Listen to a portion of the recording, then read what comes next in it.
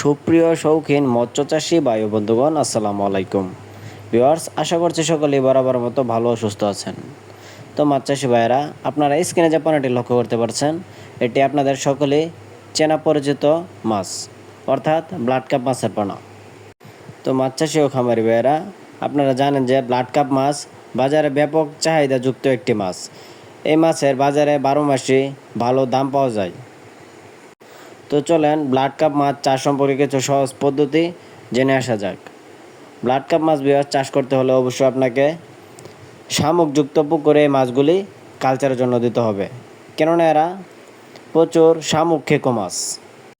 এই মাছগুলি পুকুরের ঝিনুক এবং শামুক খেয়ে বড় হয়ে থাকে। অর্থাৎ আপনার পুকুরে যদি ঝিনুক কিংবা শামুক থেকে থাকে, তাহলে কিন্তু এই মাছটি আপনারা বিনা খরচেই চাষ করতে পারবেন। তো মাছ চাষি ভাইয়েরা, আপনারা যারা অরিজিনাল উন্নত জাতের ব্লাড কাপ মাছের পোনা সংগ্রহ করতে চান, আপনারা চাইলে কিন্তু আমাদের স্ক্রিনে দেওয়া নাম্বারে যোগাযোগ করতে পারেন।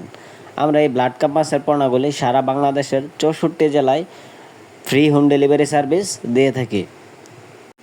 আমাদের কাছ থেকে আপনারা 100% উন্নত জাতের পোনা সংগ্রহ করতে পারবেন। তো ভিউয়ার্স, আপনারা স্ক্রিনে যে পোনাটি লক্ষ্য করতে পারছেন, এই পোনাটির সাইজ হলো পুরো 4 ইঞ্চি সাইজের ব্লাড কাপ মাছের পোনা। তো আপনারা চাইলে আমাদের কাছ থেকে বিভিন্ন সাইজের মাছের পোনা সংগ্রহ করতে পারবেন। তো চলেন ভিউয়ার্স, ব্লাড কাপ মাছ কতদিনে বড় হয় সে সম্পর্কে আমরা কিছু তথ্য জানি।